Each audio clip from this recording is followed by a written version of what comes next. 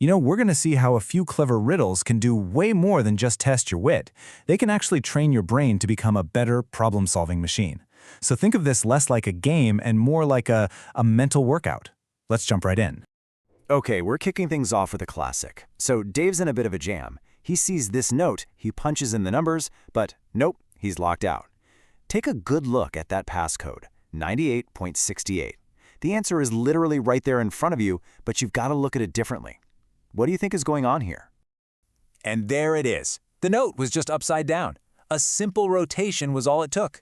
This first puzzle kind of sets up our whole theme for today. Sometimes the most complicated-looking problems have surprisingly simple solutions if you just change your perspective. It's the perfect aha moment to get our brains warmed up. Right. So that first puzzle wasn't just about finding the right number. It was about shifting how you see things. And that points to a much bigger idea about how we learn. So often we're taught to just cram information, rote memorization. But the real power comes from training our minds to analyze and solve, not just remember a bunch of facts. And you can really see the difference here. Over on the left, you've got rote memorization. That's like cramming for a test. The information is probably gone a day later. But on the right, analytical thinking. Now that is a durable skill you build over time. And honestly, puzzles are one of the best ways to train it. So let's start building that skill right now, starting with one of the most fundamental tools we've got. So, our first skill, it's all about observation. This is about learning to see what everyone else just looks at, but completely fails to notice. The clues, they're often hiding right there in plain sight. So what is observation really? Well, it's the art of paying attention to the details that actually matter.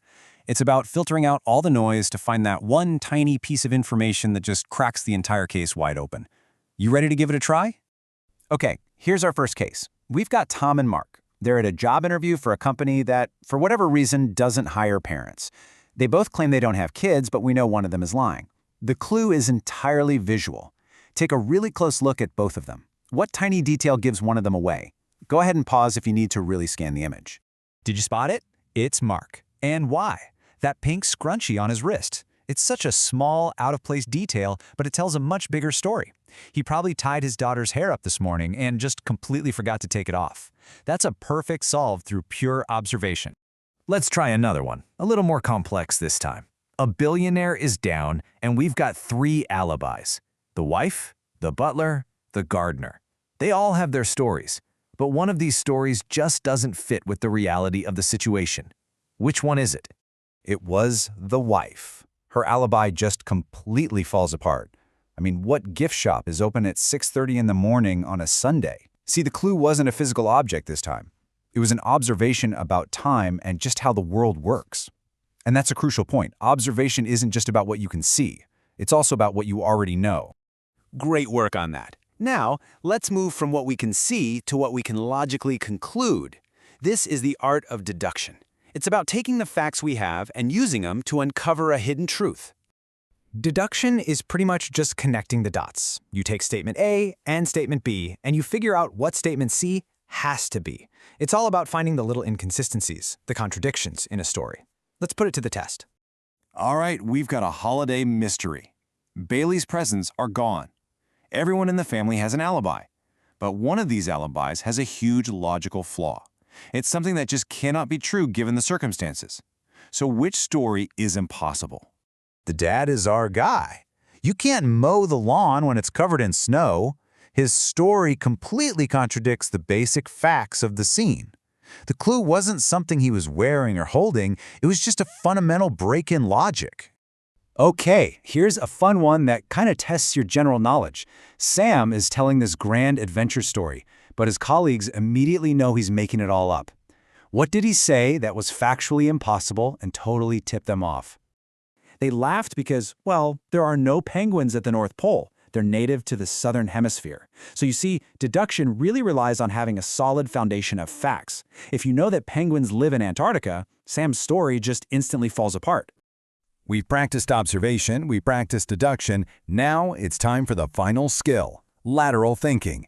This is where things get really interesting. This is where we break all the rules and solve problems by coming at them from a completely unexpected angle.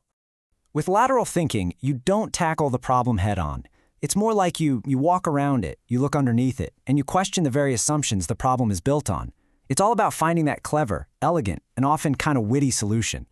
Here's a classic example for you. The statement sounds like a total contradiction, right? If Pierre shaves every single day, how in the world can he possibly have a long beard?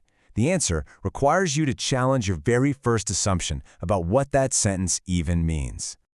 And there it is, the lateral leap. Pierre is a barber. He shaves other people all day long. The riddle tricks you into assuming he's shaving his own face, but the wording never actually says that. You solve it by totally reinterpreting the premise. Okay, final riddle. And this one is brilliant. A sailor is in a really deadly situation. The room is flooding, the ladder's broken, his situation seems hopeless. But what if the source of the danger is also the key to his escape? How can he possibly get out? He just has to wait. The rising water, the very thing that's threatening to drown him, will lift him high enough to reach the exit hatch. This is the absolute essence of lateral thinking, reframing a problem into a solution. It's such a powerful way to look at any challenge. So, we've covered observation, deduction, and lateral thinking. And as you can see, these aren't just neat tricks for solving riddles. They are fundamental tools for any complex problem you're ever going to face. But the key, just like any workout, is to actually practice. So here's how you can make this a habit.